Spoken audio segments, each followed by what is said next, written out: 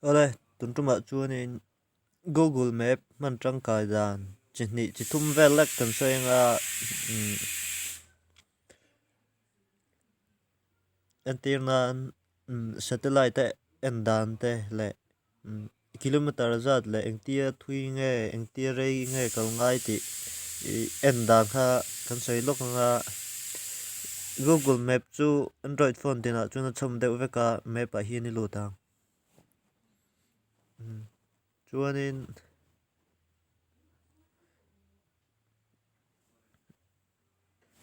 ta hian han lut ta la satellite in hu satellite ti om kumo tai mi hi i met kewang ti khanin i alei lung pian zia i alang thei ni han zoom la hetilai a polina pol bil khu i om na kha ni a khu si phira ko matuna hetlai hi kan in no i la shalo le lam mulo ta chuanin tikhanin search thei ni antirnan silong te po han ti ta la i khoming yen du kha i search mai don ni i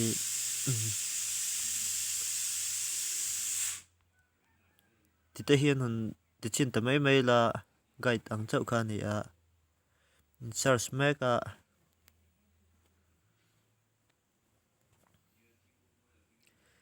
tikhanin champhai kho kha hi alo lang tu war mai ni hu tai mi khumo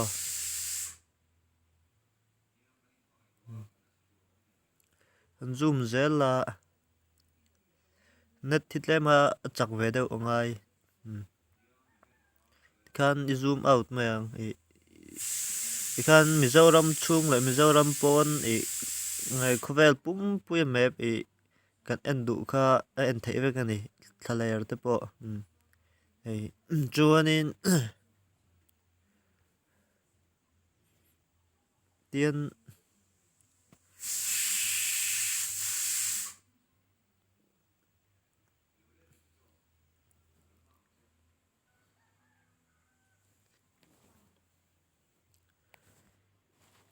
tlai hian han lut le la street view the 3D bicycle traffic teng chi sang sang khan en thaya chuanin tuna chuanin a kilometer hat zong leng ti rei ngai kal ngai tiang chi kha kan enang noi hi ka omna tang zel hian no en tirnan tuna ko omna tang lung lei hi kilometer ang zat nge nia engtia thui kal nge ngai ti kha ni kan enang kan se thei do ni kan omna tang zel tur hian ta hian han lut ta la chuanin hi nangma omna kha ni a hnuai chus ta hian i khoming du khoi search don ni ti te hian han ti la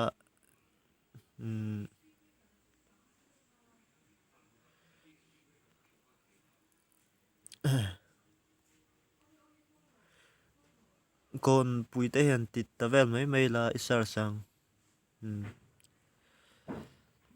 hey kom na tang kon pui hi kilometer som thum pakua ni a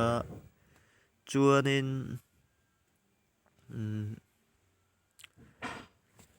hetlai hian bike le car hian dar car khat le minute som ni kal bike in minute som ni nia car in minute som ni parit kal ni a hlat zong a kilometer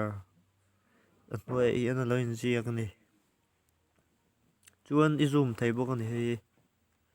chuanin ni ikal du na khuwa kha han search mai la ni akong te nen kilometer zat te nen alo lang vek mai don ni ti zong kha ni e